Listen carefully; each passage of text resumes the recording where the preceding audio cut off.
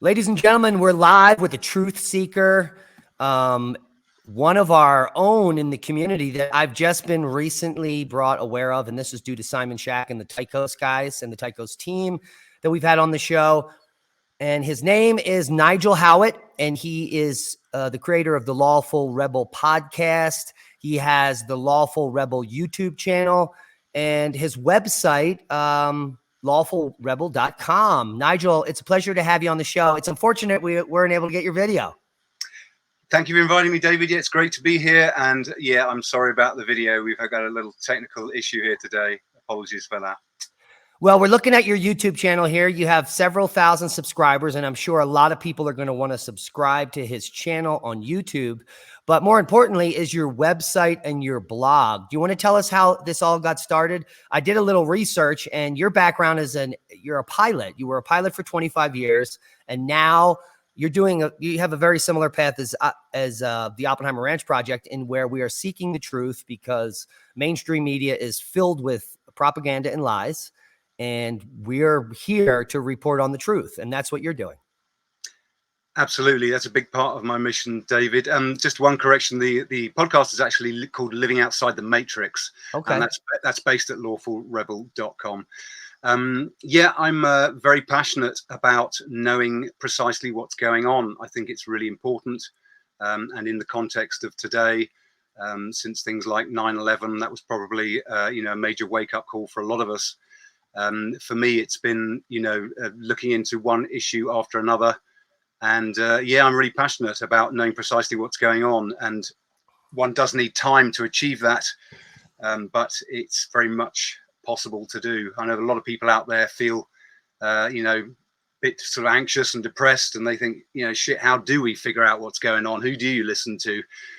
But, hopefully, I'm going to attempt to address all these issues in my forthcoming book, The Truth Seeker's Guide.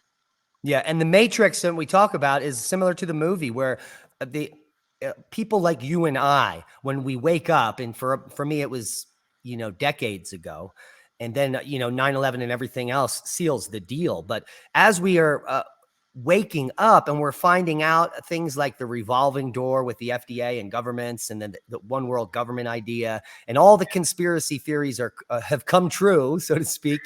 We're 17-0 versus the mainstream media, and now we're being attacked and vilified as we gain more traction. So when you're waking up out of the Matrix, it puts you in a really strange conundrum where there's people out there to attack you. And those are the drones, the clueless drones that believe what the newspapers tell them. And then there's our fans that are our supporters, and we're like stuck between a rock and a hard place. And how do you deal with that? Well, I think I'm pretty much, I like to think anyway, I'm pretty much far outside the Matrix, really, certainly in that respect. I guess I've just sort of battle hardened, really, David. But all my major coordinates of life and the reality of what's going on out there in the macro political world, with regards to all the major issues that confront us and mislead us. I feel fairly confident because I've been doing this for such a long time, and I'm very interested in epistemology, philosophy, thinking techniques, psychology, personal development, that sort of thing. They've been very much my interests for the last 40 years. And so I suppose I feel relatively confident that I've got at least the sort of basic framework of what's going on planet Earth at the moment correct. And that really helps, helps sort of keep you stable emotionally and helps keep you grounded. Well, tell us a little bit about your podcast. And I'm sure, for me, doing my channel and doing podcasts and doing the research, that's what keeps me grounded. So, yeah. Every day I'm seeking the truth and I'm sharing it with people and getting their feedback. How long have you been doing the podcast? The podcast started in 2017. I'd been studying health for I think about 7 years at the time, and I wanted to find a platform to share the things I've discovered. And health is a road in for quite a lot of people, I think.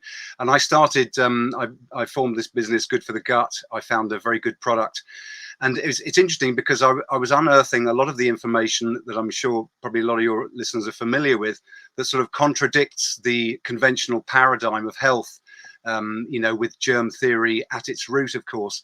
So all of this thing about the microbiome and diversity of it was very much where I was coming from. And I was very passionate to share all the other things that I was steadily sort of exposing. I like to call them the sort of many modern myths within the Matrix.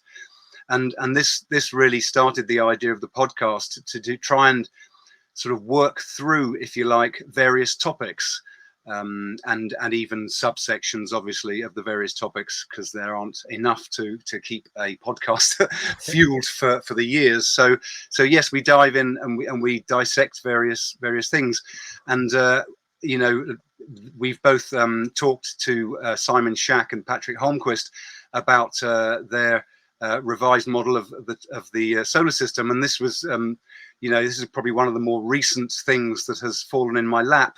But like you, I think I am very much grounded and also kept sane by this continual process of investigation and rational analysis of issues.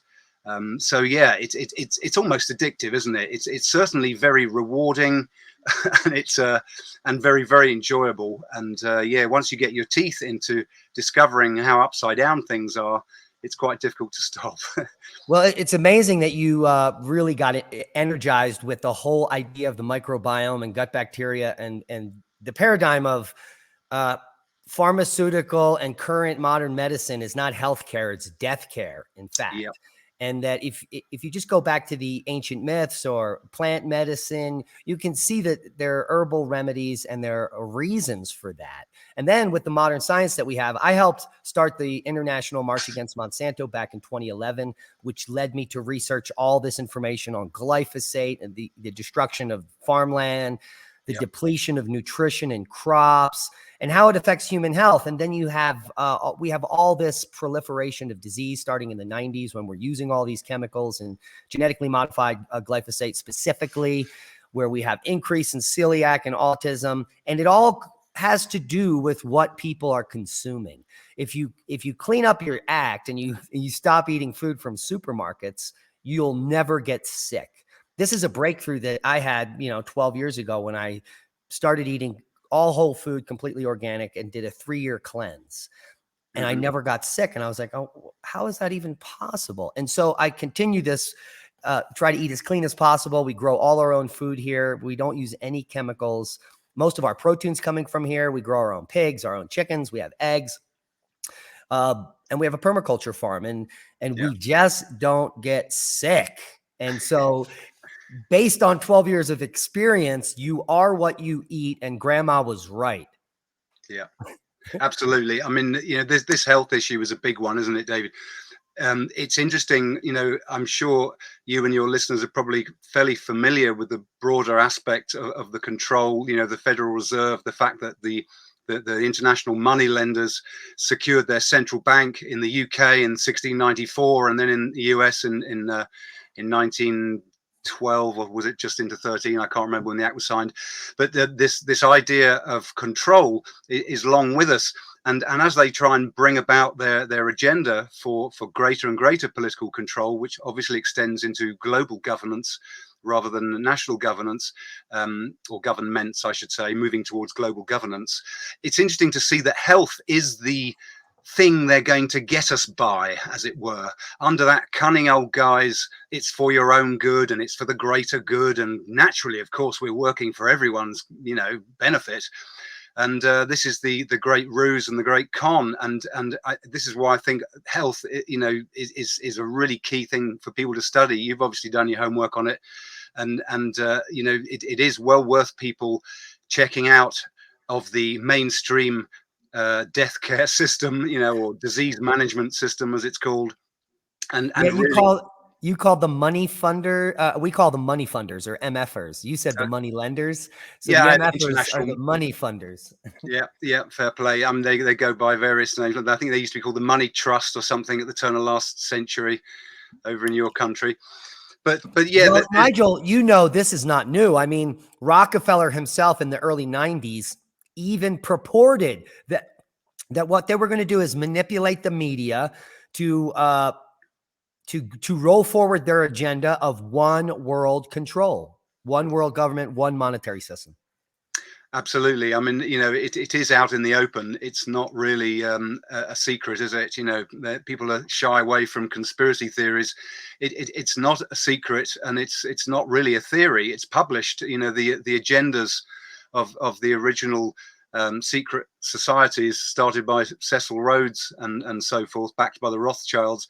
It's all there. In Carol Quigley's what is it, Hope and Tragedy, or Tragedy and Hope, I can't remember the name of his seminal work, but it's documented by historians, and it's coming to fruition at the moment, and they've got us by the health. Yeah, and it's interesting when people that are not so informed are like, why would this evil cabal be trying to depopulate the earth? We're how they make money. Well, if you actually critically think about it, if they control the money system on the entire planet, you don't need a lot of people because they control all of the money. What you need is less people so that your planet gets less destroyed. So if the rich people actually want to live on a nice planet, they need less people here. They need just a fraction of the slaves that are currently on this rock. And if they control the whole world and the money system, you don't need billions of people to make money. You just need a few 100 million. Absolutely. You just need the appropriate number of livestock on the farm. And you're a farmer. I'm a smallholder over here as well, doing a similar sort of operation. And every now and again, if the farmer needs to he adjusts his management plan, and occasionally you have to reduce the livestock, and this is essentially what's happening. And I think you're right. The fact that a lot of the control is in the bag, certainly money wise, it is. And I think the pandemic saga, the alleged pandemic, certainly showed that everyone will jump when they're told to, along with the climate nonsense. So many people believe and will do whatever they're told. That they're kind of ready to be ushered into the cage, and this malleability and the success of the control mechanisms that have been employed through propaganda have really meant that, as you say, they don't need quite as many livestock on the tax farms that are have been known as countries hitherto now. Yeah. And now let's talk about the control mechanism. What you pointed out, the pharmaceutical industry and the healthcare is a control mechanism because they can use that to pass unconstitutional rules. And this is the constitution of any country. They're basically trampling the constitution of any democratic nation. But the most important thing that they've done, and that's why I got involved with the March Against Monsanto, is control the food supply. And this began during the military industrial complex when we had all these leftover chemicals. The multinational corporations realized they could create a food supply based on chemicals that they create.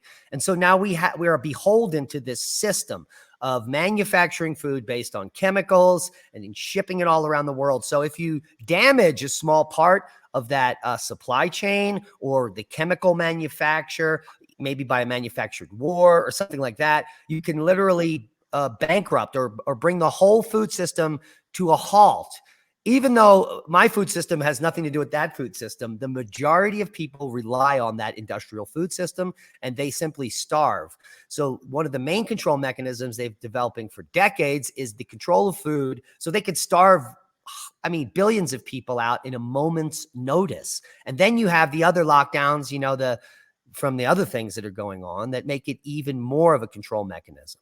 How do you have some kind of time frame how it's going to roll out into the future here?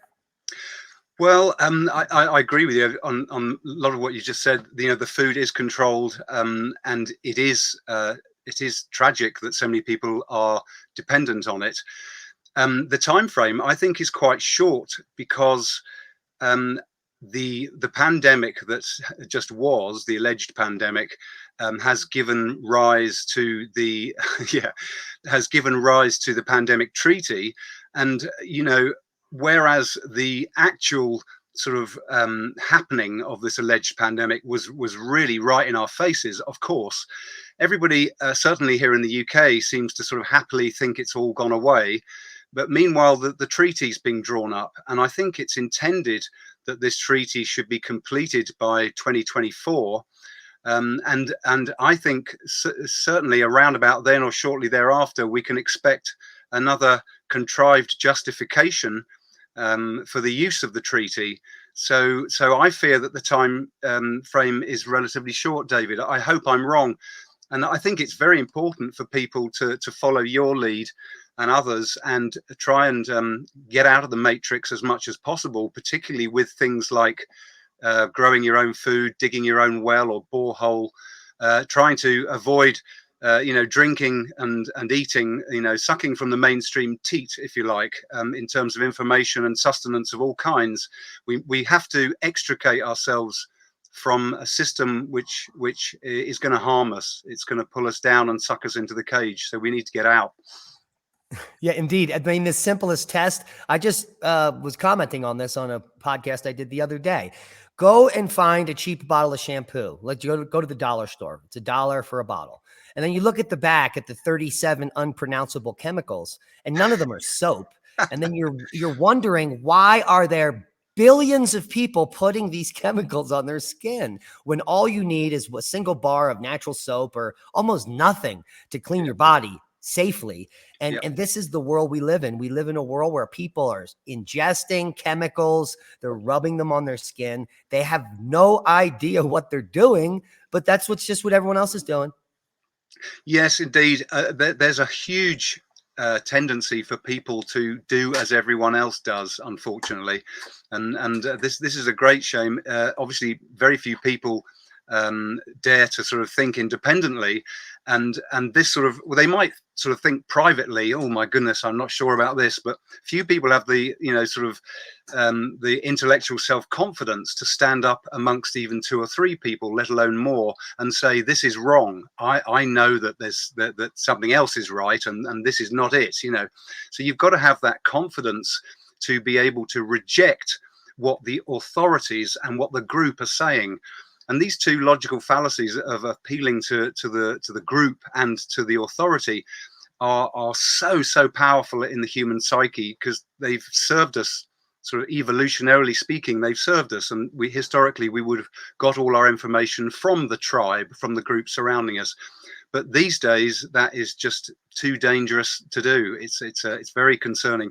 But still, we're left with only a minority, it seems, albeit a growing minority, who are prepared to be intellectually independent or intellectually sovereign, if you like, and make judgments, weigh issues, and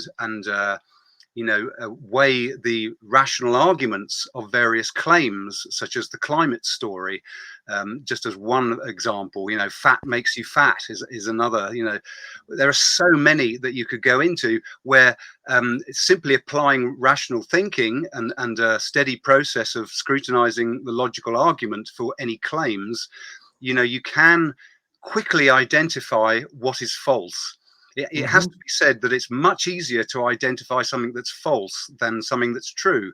And this is for the fundamental reason that contradictions don't exist in reality. So when you hear contradictory claims about the same idea, then at least one of them must be wrong. So this is a really important part of the investigative process, is finding out what's false. And once you know that something is fundamentally false, it informs you massively. Certainly, it tells you a lot about all the people that insist on championing that idea without listening to the challenging arguments. And it can also help you build a greater picture. So knowing what is false is a very important component. But hopefully, David, people will continue to want to know more. I think that's the fundamental. People have got to want to know independently. Yeah, indeed. Isn't that funny? And we say it on the show. I call this opposite world. Everything that we're taught is exact opposite of reality. Yeah. And you mentioned the fat makes you fat. Well, my partner just changed into a diet where all she eats is fat. I have to feed her no carbs. So we're eating meats and fats, and she's dumping weight. I mean, just like, yeah. and people just don't get it. They stop reading diet books. First of all, there's a million different diets over the last 50 years because none of them work. And start thinking practically about what you put into your body, where it's coming from, the source, and change your paradigm. Like begin by knowing that you don't know anything. Most of history is incorrect. In the last 100 years, it's about 90% altered. If you go back before 1900, it's almost 99% altered. And prior to 1700, almost nothing is true. So, based on what we're teaching people. So it's that insane. And we're trying to get people to maybe think a little differently. And I like almost everything you've said tonight. Like what happens if a solar flare comes off the sun and shuts the grid down indefinitely, let's say for years? People are going to be staring into their cell phone, just crying. I mean, and many may just starve to death waiting for a signal. I mean, it's that sad. It is. It's true that, as you said, a good starting point for, like, the theoretical newbie, if you just arrived, and you said, right, I want to know what's going on planet Earth. The golden rule, tragically, is find out what the mainstream view is, or what the main official advice is, government advice, and turn it on its head, and that'll at least give you a rough guide to the right direction to head in. And it's tragic that that's the case. And obviously, in a different context, in a sane and normal context where, the narrative wasn't so stuffed full of lies and so upside down, that would obviously not be appropriate. But tragically, that is appropriate, and it's a fairly good place to start. Yeah. Well, I'm pretty excited to watch a bunch of your podcasts. I didn't have time to look at them. I perused them, and they all seem fantastically informative. You just had Zach Bush on. I'd reached out to him and have been trying to get him on the show, but I guess I'm not famous enough with 25 million views in 3 years and 110,000 subscribers on multiple platforms. I guess it's not famous enough to talk to him. I don't know, but you seem to get to him. And tell us a little bit about, so all this work you're doing, now you're going to write a book, because once you interview all these people, you get all these points of view that don't make sense with the mainstream narrative. You have to certainly be coming to some big picture conclusions. And that's probably why you're writing this book, correct? Yes, it is. I mean, I was going to write a book, sort of tongue in cheek, called "How It Is," with my take on reality. But maybe that'll be, more of an autobiographical thing. But you know what, David, my experience of interviewing people and of digging and informing myself effectively, that's kind of what these, as podcasters, it's kind of what we're doing, isn't it? It's more or less a self-education process that we're sharing and making public. And what I've found is that I think there's a great failure in logical thinking, in thinking capability in general, perhaps amongst the general populations, even extending right up into governments, across all sort of parts of society.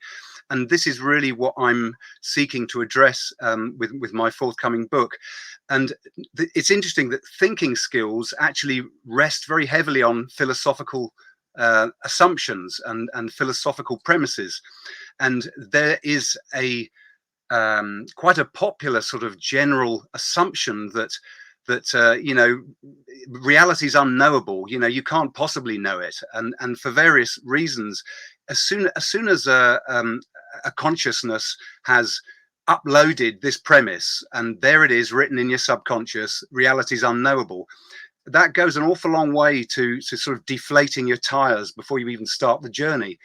You're not going to be very well motivated to spend the time and the mental effort, and analyzing the logical connections of propositions and claims and checking to see if you think, well, hell, it's all unknowable anyway. So that's just one example of how our sort of deepest premises in our subconscious can really thwart us before we get going, as it were. So there's an element of touching on the philosophical necessarily in the concept of truth, and it is a philosophical concept. So there are fundamental ideas about the nature of reality that us truth seekers, I think, would do well to bring into our conscious awareness. And if I don't want to ramble on too long, but if I can give you just one brief example, which is possibly the most important, Please. is the sort of fundamental philosophical idea about reality. Is it an objective absolute, or does consciousness create reality? Now, there's a sort of a fork in the road, if you like. It either has to be one or the other. You can't have both. Most people don't consciously choose one, and most people's consciousness is sort of full of contradictory beliefs, and hence the problems that they're in. But this very, very basic issue of, is reality an objective absolute, or does consciousness create it? This affects the concept of truth. Truth very much rests on the idea that reality is an objective absolute, meaning it's independent of anyone's thoughts, wishes, beliefs, recognition, feelings, anything like that. And so one key component of my book and my message is to try and make people aware of these fundamental ideas, which, if we hold the opposite, if we all go around thinking that thought creates reality, well, then logically we've contradicted ourselves, and we've effectively pulled the rug out from underneath any argument where we're looking for the proof of something. For example, the proof of the existence of a disease-causing microorganism. If we are demanding the proof of that thing exists, then we have to stand on the premise that reality is an objective absolute. Otherwise there is no demand for proof. The demand for proof is irrational, because consciousness can either create that entity or not, as we wish. So I hope that doesn't sort of waffle on too long, but just an example of how the really fundamental ideas that perhaps people don't talk about on a daily basis really inform our thinking and our belief systems, and we do well to try and bring these fundamental ideas up into our conscious awareness. Well, I see it more less concrete than you do, and less cut in stone, where it's one or the other. I see a competing consciousness where biological entities that are conscious are competing with other consciousnesses. And I think that this universe, that our conscious world is malleable based on your thoughts. So I got myself here where I am now today because 15 years ago, I said to myself every day for weeks that I was going to be here. Yeah. And I surrounded myself with people to get me here. But as I was coming to this place, this permaculture haven that I've created here in the middle of nowhere, very secure, I came up with some obstacles, and I think the competing consciousnesses of other people that are interfering with our own. Yeah, I can agree with that to a certain extent. We have to sort of find the fine line in between it, because obviously these different consciousnesses have a different agenda, and they act differently according to their thoughts, beliefs, and ideas, and they're moving towards creating the opposite of what you and I want to create. And in that respect, we do have a battle going on. But do you know what? Ultimately, I think the battle is one of ideas, because ideas move people. We saw recently how the idea of this disease-causing organism around the world, look at the effect that idea had on me. Look at the behavioral changes. Look at the policy changes. It was massive. So that's just one example of how powerful ideas are. And yes, we need to, I think we need to fight for, or we need to share rather, and argue for ideas that correlate with reality, ideas that are true, as opposed to false ideas. And in my experience, in my journey of uncovering truth, I've found consistently it's essentially false ideas. And whether it comes down to, for example, here's a controversial one, David. I know you and your listeners won't like this one, but the idea of altruism, right? This is a really long-standing historical idea, and it's essentially the idea that sacrifice is the right thing to do. The right behavior for humans, the right morality, is to give up and to sacrifice for the group, for your brother, for the tribe, for the government, for the proletariat, or for the emperor, whoever the beneficiary is. The generally accepted morality of our age, implicit, nobody talks about it, it just hangs implicitly there, is that you need to give up, sacrifice your time, work in a soup kitchen for others. As long as you're acting for others, That's good. Now, the thing is, this morality, when you really think about this long and hard, is the morality of a slave. It's an idea, if you could get everybody to be predisposed to give up their values, just keep enough to stay alive, but to give up your values, and that was good, this is a perfect belief system for people to be controlled. Now, I know I risk a lot of people jumping on me and saying, you know, you're a heartless so-and-so, but I'm really not, because I'm all for kindness, generosity, helping people, considering others, all of these things. But the idea of altruism is that it is a moral obligation, it's a duty. And this feeds directly to global governance and the state. The state wants all of its citizens to be good little altruists. And many people don't make this connection between such a fundamental idea and a political reality. Partly, I suppose, because most people don't appreciate that politics comes out of morality. Any political system is based on a system of ethics or morality, if implicitly, obviously not necessarily explicitly. And this is why, because the predominant morality has been altruism throughout the ages. This is why almost all forms of governance involve some kind of end up in some kind of dictatorial control. Your country being the obvious exception when it was born in 1776. Well, so there's this connection between deep-seated ideas, and there's just one example: the idea that sacrifice to other is the good. And I'm try to make the connection and try and inform people that this is actually supports statism, and while a whole culture or civilization of people all believe that it is good to sacrifice for the group, well, then you are going to get a system of politics which is statism, which is collectivism, which is ultimately global totalitarianism. It's going to be a dominant form of government to which you are a slave and you're subservient. Well, let's hope that we do a good job and we wake up enough people and we can fight back from the tyranny. This has been a fantastic conversation, just one of many. I'm so glad I was introduced to you, Nigel. Please go check out the lawfulrebel.com. Go check out his podcast. It's on iTunes, Stitcher. He's got a SoundCloud. He's all over the place. He's also got a YouTube channel. All links will be below. Nigel, it's been a pleasure. Do you have some final parting words?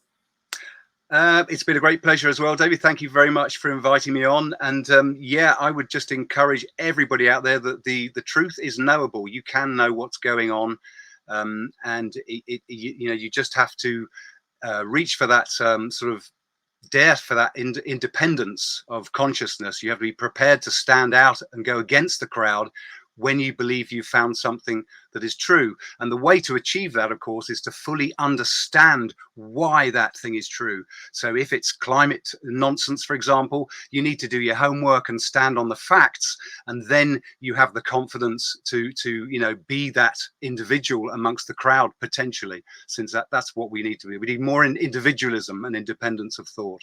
But thanks so much, David. It's been great fun, and really enjoyed it. Thank you very much for getting me on. Well said, Nigel, and it's been a pleasure here. Be safe. We love you. Lovely. Thank you so much, David. All the best, mate. Cheers.